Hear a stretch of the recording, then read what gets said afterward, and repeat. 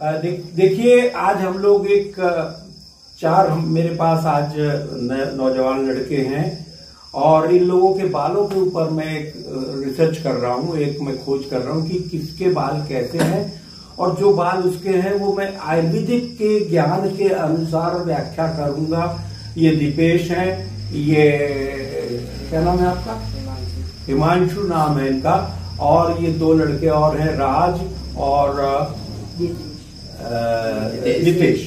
तो ये चार लड़के हैं, इन चारों के बालों को मैं आपको फोटो भी मेरे पास है तो मैं डालूंगा इस वीडियो में, और आप लोग देखेंगे कि बालों के प्रकारों में अंतर जो है वो क्यों है।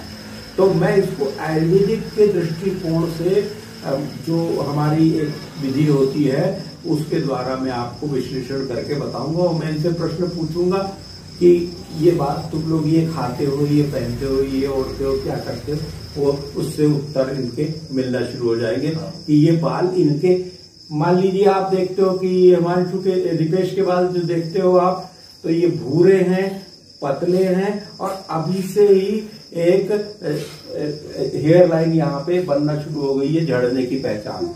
बाल पतले, रूखे, कमजोर, और अगर आप देखेंगे तो ये एकदम रूखे हैं और इनके सामने के सिरे फटना शुरू हो गए हैं। तो अब ये जो चीजें हैं, इसी तरह से आप देखेंगे हिमांशु के भी बालों की स्थिति करीब करीब दीपेश के जैसी है। थोड़ा सा फर्क ये है कि इसके कुछ काले ज्यादा हैं, पर ये काले भूरे कई बार प्राकृतिक भी होता है और इसलिए उसको ज्यादा महत्व कई बार नहीं देते अपन। लेकिन ये जो बाल हैं ये इसके कंपैरेटिवली कम खराब हुए हैं, इसके ज्यादा खराब हुए हैं। अब ये बाल क्यों ऐसे हैं, और ये जो हमारा राज एक लड़का है उसके बाल आप देखेंगे, फोटो मैं आपको डालूंगा इसकी, बहुत घने काले और अच्छे बाल हैं। तो अब देखेंगे अपन कि मैं पहले दीपेश से शुरू कर रहा हूं इस यात्रा को कि दीपेश मैं तुम्हारे बालों को देख करके प्रश्न कर रहा हूँ कि क्या तुम जो प्रतिदिन कोई ऐसी चीज बालों में लगाते हो जिससे कि साफ करने के लिए कुछ उपयोग करते हो? क्या शैम्पू लगाते हैं। शैम्पू रोज करते हो? बिना नागर शैम्पू लगाते हो? हिमांशु तुम्हारे क्या स्थिति है? मैं भी शैम्पू लगाता हूँ रोज। कोई बटन पे इंग्लिश पढ़ना चाहिए, है ना? अच्छा, दो की देखेंगे कि भैया राज तुम शैम्पू लगाते हो रोज? क्या नहीं, शैम्पू नहीं उपयोग करते। और ये नितेश? नहीं, नितेश भी शैम्पू का उपयोग नहीं करता। अब ये चारों जन जो है, दो लड़के ऐसे हैं जो शैम्पू यूज कर रहे हैं और जो शैम्पू है इनको यूज कर रहे हैं, और दो लड़के ऐसे हैं जो कि शैम्पू यूज नहीं कर रहे हैं।